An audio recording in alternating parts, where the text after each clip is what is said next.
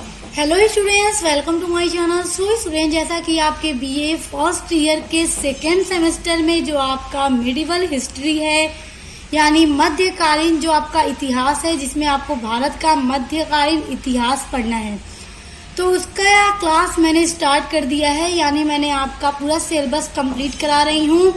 तो देखिए, जो आपकी यूनिट नंबर 1 है, तो आपकी यूनिट नंबर 1 में आरंभिक तुर्क और खिलजी, ये आपका यूनिट नंबर 1 है, जिसमें आपको आरंभिक तुर्क के बारे में पढ़ना है और खिलजी वंश के बारे में पढ़ना है। तो देखिए, जो आरंभिक तुर्क है, इसके ऊपर मैं पूरा वीडियो बना चुकी हूँ। वो आपके यूनिट नंबर 1 का पार्ट 1 होगा, जिसका लिंक मैं आपको डिस्क्रिप्शन बॉक्स में दे दूंगी। इसको पढ़ने के बाद आप उस वीडियो को जरूर पढ़ लीजिएगा, क्योंकि आपका हर एक टॉपिक बहुत इम्पोर्टेंट है। उसके बाद देखिए, खिलजी वंश आपको पढ़ना है। तो चलिए खिलजी वंश स्टार्ट करते हैं। अब देखिए खिलजी वंश, तो अब चलिए स्टार्ट करते हैं खिलजी वंश के बारे में। इसको समझिए। खिलजी वंश मध्यकालीन भारत का एक राजवंश था। मध्यकालीन भारत का मतलब कि मध्यकालीन भारत में खिलजी वंश एक राजवंश था। मतलब ये भी एक वंश था जिनके सुल्तान भारत पर राज्य करते थे, दिल्ली की सत्ता पर राज्य करते थे। इसने दिल्ली की सत्ता पर 1290 ईस्वी से लेकर 1320 ईस्वी तक राज किया। यानी जो खिलजी वंश था, उनका शासन स्थापित हुआ था 1290 ईस्वी में और खत्म हुआ था 1320 ईस्वी में। दिल्ली की मुस्लिम सल्तनत में यह दूसरा शासक परिवार था। अब देखिए, दिल्ली की मुस्लिम सल्तनत में यह दूसरा शासक परिवार था और पहला शासक परिवार था गुलाम वंश, जिसके बारे में इसके पहले की वीडियो में पूरा आपको पढ़ा चुकी हूँ। आरंभिक तुर्क में ही गुलाम वंश के बारे में मैंने आपको पढ़ाया है। तो गुलाम वंश का जब अंत हुआ, तब वहां से शुरुआत हुई खिलजी वंश की शुरुआत हुई। और देखिए, इसका संस्थापक कौन था। हालांकि खिलजी कबीला लंबे समय तक से अफगानिस्तान में बसा हुआ था। देखिए, जो खिलजी कबीला था, यानी जब खिलजी भारत आए तो उनका जो कबीला था वो अफगानिस्तान में बसा हुआ था, यानी अफगानिस्तान में रहते थे। लेकिन यह अपने पूर्ववर्ती गुलाम वंश की तरह राजवंश भी तुर्किस्तान का था। यानी स्टूडेंट्स देखिए, ये लोग भी अफगानिस्तान में बसे हुए थे, यानी अफगानिस्तान में रहते थे। कौन? खिलजी वंश के लोग। लेकिन फिर ये लोग भारत भी आए। उसके बाद यहाँ पे खिलजी वंश की स्थापना भी की। जब खिलजी वंश से पहले जो गुलाम वंश था, वो भी एक तुर्किस्तान के थे, वो लोग भी तुर्किस्तान के थे। और ठीक उसी तरह खिलजी वंश के लोग भी तुर्किस्तान के थे, लेकिन अफगानिस्तान में रहते थे। इसीलिए जब आरंभिक तुर्क के बारे में आप पढ़ते हैं, तो आप वहाँ तुर्की के मतलब पढ़ते हैं कि तुर्क शासक जो उसने पहले भारत पर आक्रमण किया, और फिर पहला तुर्क शासक जिसने भारत पर राज्य किया जो था कुतुबुद्दीन ऐबक, जिसने दिल्ली पर राज्य किया। आप देखिए, खिलजी वंश का संस्थापक कौन था और खिलजी वंश का पहला शासक कौन था। तो जलालुद्दीन फिरोज खिलजी, जो खिलजी वंश का पहला शासक था, जिसने खिलजी वंश की स्थापना की, संस्थापक था ये खिलजी वंश का। अब देखिए, जो जलालुद्दीन खिलजी था, उसने 1290 में शासन शुरू किया और 1296 ईस्वी तक शासन किया। जलालुद्दीन खिलजी ने खिलजी वंश की स्थापना की। गुलाम वंश के अंतिम शासक क्यूमर्स के पतन के बाद जलालुद्दीन फिरोज खिलजी सिंहासन पर बैठा। देखिए, जो गुलाम वंश का अंतिम शासक था क्यूमर्स, तो उसकी हत्या जलालुद्दीन फिरोज खिलजी ने करने के बाद दिल्ली के सिंहासन पर बैठे। तो देखिए, इस वजह से जो खिलजी वंश है, उसको खिलजी क्रांति के नाम से भी इतिहास में जाना जाता है, क्योंकि अंतिम शासक गुलाम वंश के अंतिम शासक क्यूमर्स की हत्या करने के बाद ही जो जलालुद्दीन खिलजी था, वो दिल्ली के सिंहासन पर बैठा था। खिलजी वंश ने 1290 से 1320 ईस्वी तक राज किया। अब देखिए, खिलजी वंश की यहाँ पर बात हो रही है कि 1290 से 1320 ईस्वी तक ये खिलजी वंश चला था, राज किया था। तो जिनका पहला शासक जलालुद्दीन फिरोज खिलजी था। उसके बाद देखिए, दिल्ली के खिलजी सुल्तानों में अलाउद्दीन खिलजी 1296 से 1316 ईस्वी तक राज्य किया, सबसे प्रसिद्ध और शासक था। देखिए सबसे प्रसिद्ध और यहाँ पर योग्य शासक रहेगा, सबसे प्रसिद्ध और योग्य शासक कौन था? अलाउद्दीन खिलजी। अब देखिए स्टूडेंट्स, जो खिलजी वंश था वो 1290 से लेकर 1320 ईस्वी तक राज्य किया और खिलजी वंश का संस्थापक जलालुद्दीन फिरोज खिलजी था, जिसने 1290 से 1296 तक राज किया।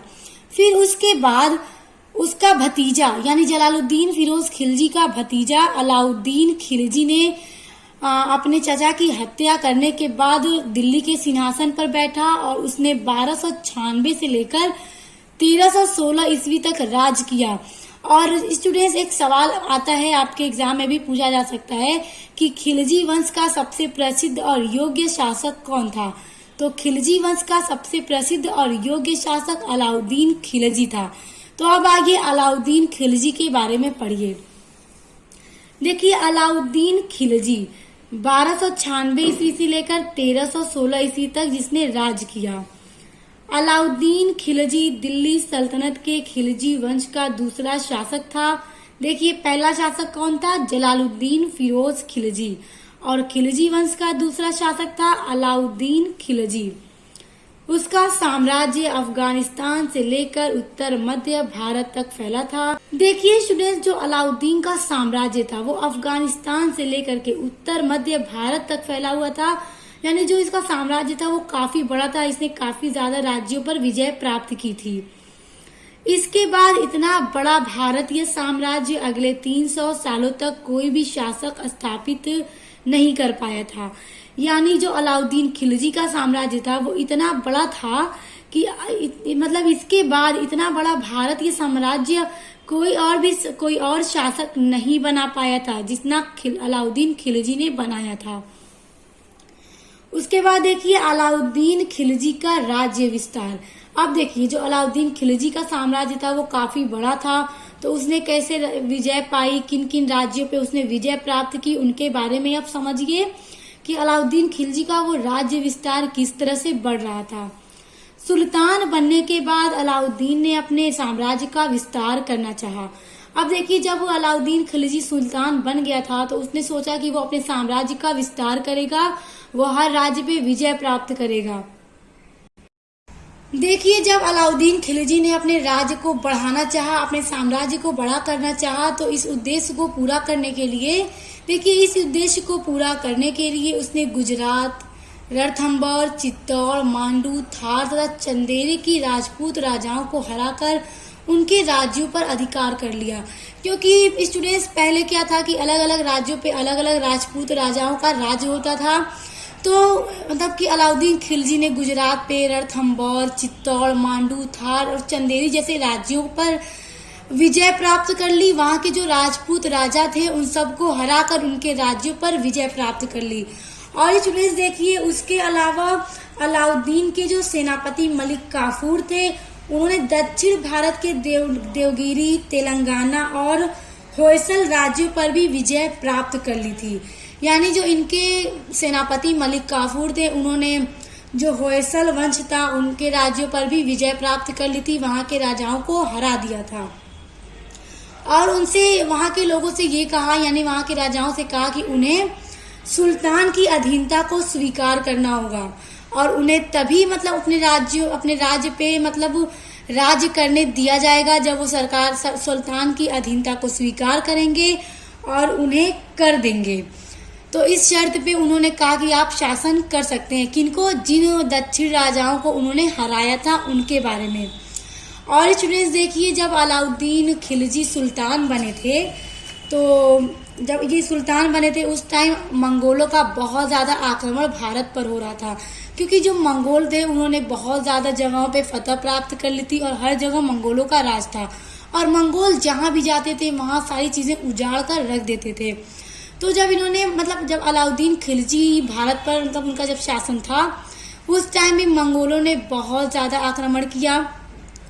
उसके अलावा देखिए जब अलाउद्दीन खिलजी शासक बने तो पहला तो उनके सामने ये चुनौती थी कि मंगोलों का आक्रमण बहुत तेजी से भारत पर हो रहा था।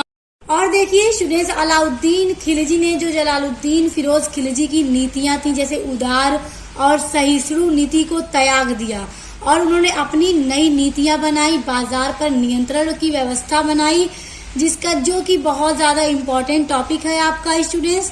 चलिए देखिए, पहले मंगोलों के आक्रमणों का प्रतिरोध पढ़िए कि जब इनके टाइम में मंगोल आक्रमण कर रहे थे तो अलाउद्दीन खिलजी ने उनके आक्रमण को किस तरह से रोका।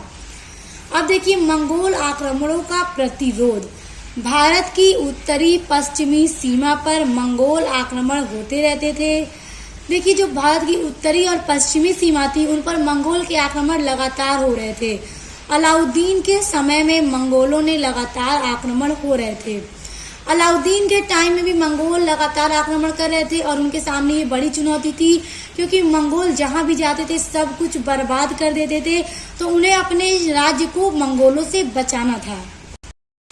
तो देखिए, अब मंगोलों के आक्रमणों को किस तरह से अलाउद्दीन खिलजी ने रोका। देखिए स्टूडेंट, मंगोल पूरी दुनिया पे को विजय प्राप्त करके पूरी दुनिया पर राज करना चाहते थे, लेकिन उन्होंने बहुत सारी कोशिश भारत पर आक्रमण करने के बाद भी की कि वो भी भारत को मतलब जीत लेंगे, लेकिन उन्होंने भारत पर विजय प्राप्त नहीं कर पाई, क्योंकि अलाउद्दीन खिलजी ने बहुत सारी सेना तैयार की मंगोलों के आक्रमणों से अपने भारत को बचाने के लिए। इस वजह से भारत पर मंगोलों का राज नहीं हो पाया। आप देखिए, जो भारत की उत्तरी पश्चिमी सीमा पर जो मंगोल आक्रमण करते थे, तो उनसे बचाव के लिए, उन आक्रमणों से सुरक्षा के लिए सुल्तान ने पुराने किलों की मरम्मत करवाई। जो भी पुराने किले थे, जो पुराने हो चुके थे, तो उन सब की मरम्मत करवाई। और उसके अलावा मंगोलों के आक्रमणों से बचाव करने के लिए अलाउद्दीन खिलजी ने बहुत सारे नए नए किलों का भी निर्माण करवाया। इन किलों में उसने योग्य और कुशल सेना रखी जो मंगोलों के आक्रमणों को रोकती थी।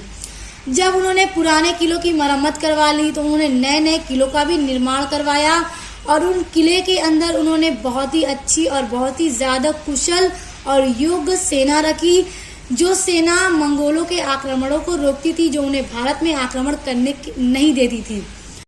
और देखिए, अलाउद्दीन खिलजी की ये जो सेना थी बहुत ताकतवर थी, इसने मंगोलों के आक्रमणों से भारत को पूरी तरह से बचाया।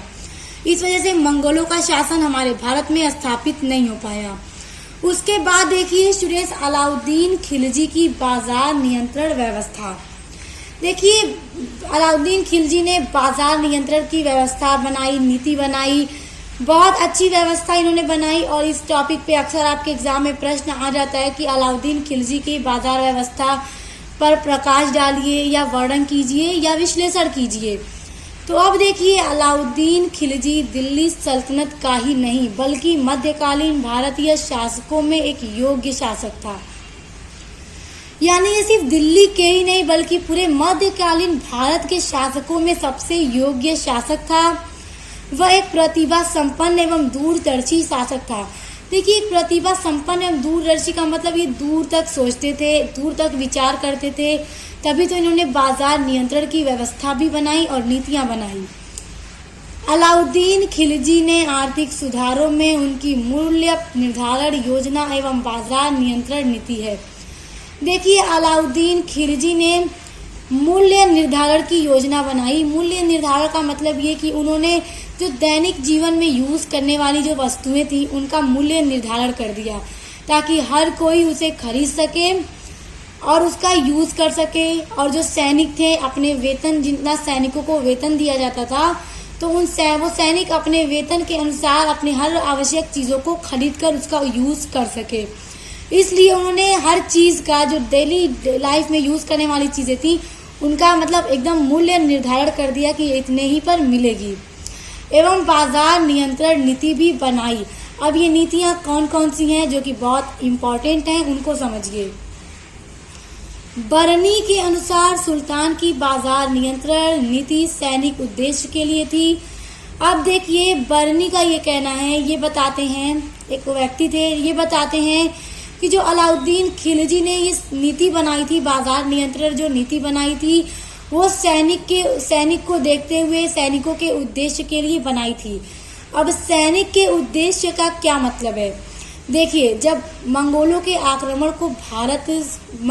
आक्रमणों से जब भारत को बचाना था, तो जब अलाउद्दीन खिलजी ने मतलब किले बनवाए, नए पुराने किलों की मरम्मत करवाई, नए किले बनाए जिसमें उन्होंने सेना को रखा, जो सेना मंगोलों के आक्रमणों को रोकती थी, तो उन्होंने सबका वेतन मतलब बराबर रखा था।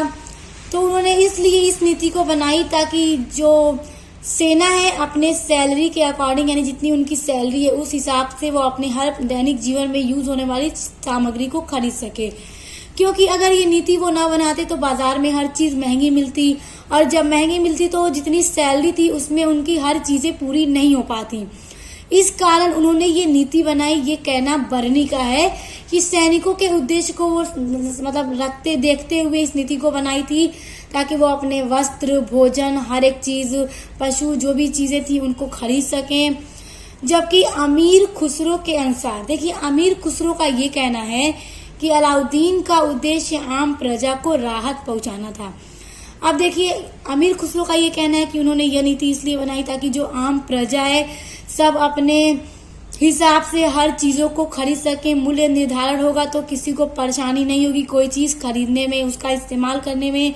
अगर ये नीति न बनाई होती तो हर चीज बहुत महंगी बाजार में मिलती।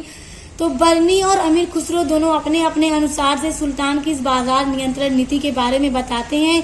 और अगर देखा जाए तो ये जो नीति उन्होंने बनाई थी ये दोनों के लिए ही यूजफुल थी, सैनिकों के लिए भी थी और आम प्रजा के लिए भी थी, क्योंकि दोनों को ही इसका लाभ मिलता था। देखिए जब मंगोलों का आक्रमण हो रहा था तो उसको रोकने के लिए बहुत बड़ी सेना की जरूरत थी। तो अलाउद्दीन खिलजी ने बहुत बड़ी सेना बनाई। जब उन्होंने सेना बड़ी बनाई तो सभी सेना को वेतन देते थे। तो मतलब कि सभी सेनाओं को जब वो वेतन देते थे उनकी आवश्यकता के अनुसार, कि सभी सेनाओं की जो आवश्यकता है वो पूरी हो जाए, तो इससे ज्यादा वेतन देने में क्या था कि खजाना खाली हो जाता था।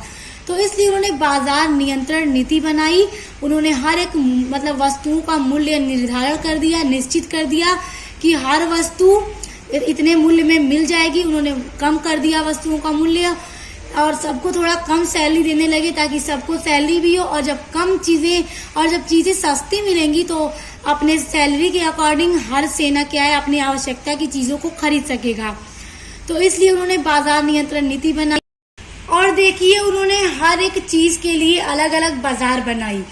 जैसे गल्ला बाजार बनाई, उन्होंने मंडी बनाई जो गल्ला बाजार, सराय अदल बनाए जिसमें वस्त्र बाजार जिसमें कपड़े बिकते थे, और जो मंडी थी वहाँ पे खाने पीने, अनाज, गल्ला, हर चीजें बिकती थी।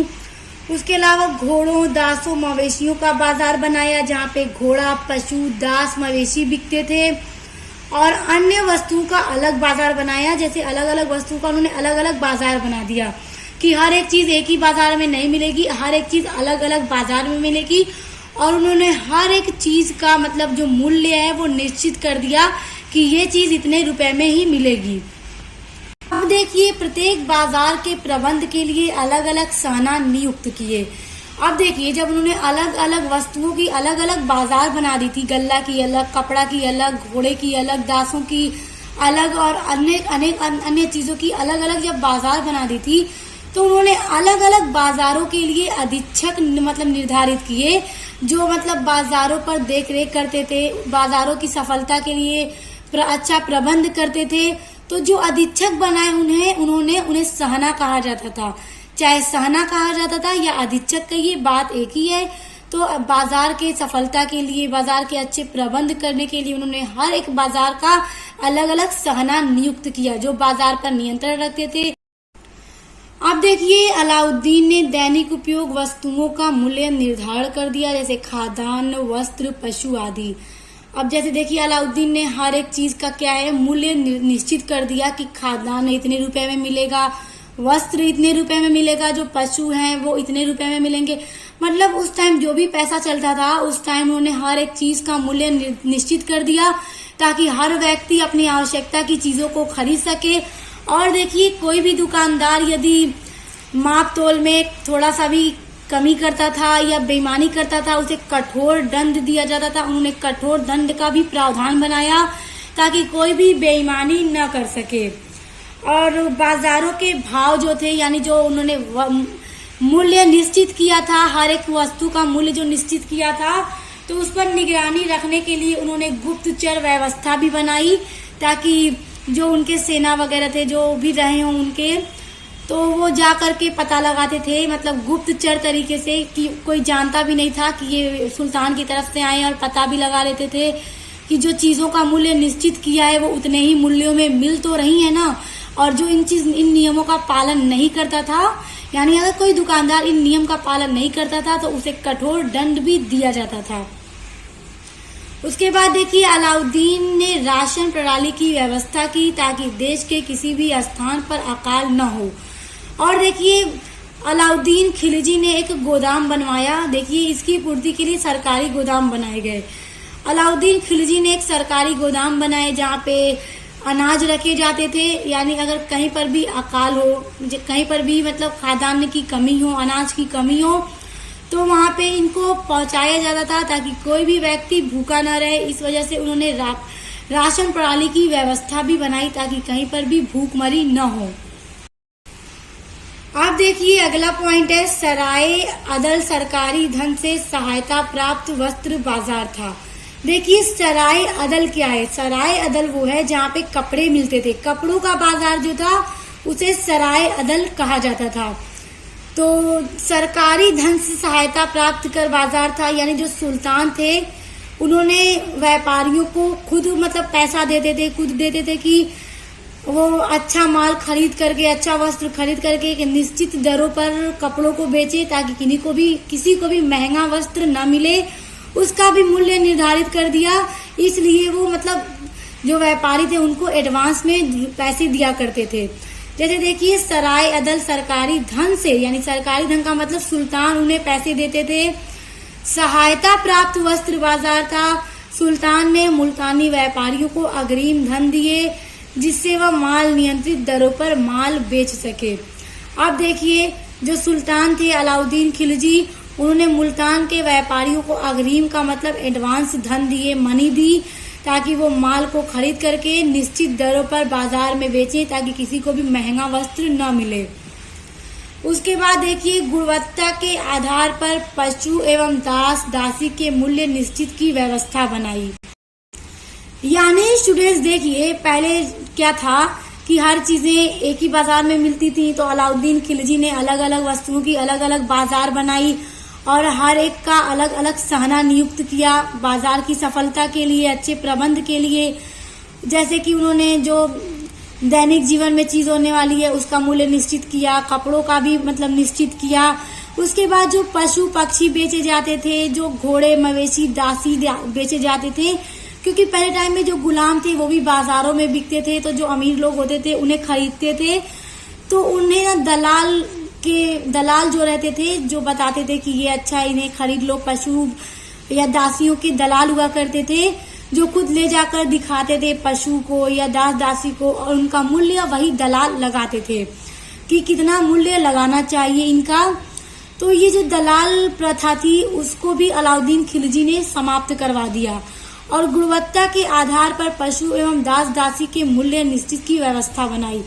यानी जो दलाल होते थे उन्हें हटा दिया और गुणवत्ता के आधार पर, यानी जो पशु या जो दास दासी होते थे उनके गुण को देखने के बाद उनके मूल्य को निश्चित किया जाता था। जो जिस काबिल होता था उसी के हिसाब से उसे मूल्य दिए जाते थे। तो इस तरह से दलालों की प्रथा भी खत्म हो गई और उनके गुण के आधार पर सभी को मूल्य दिए जाते थे।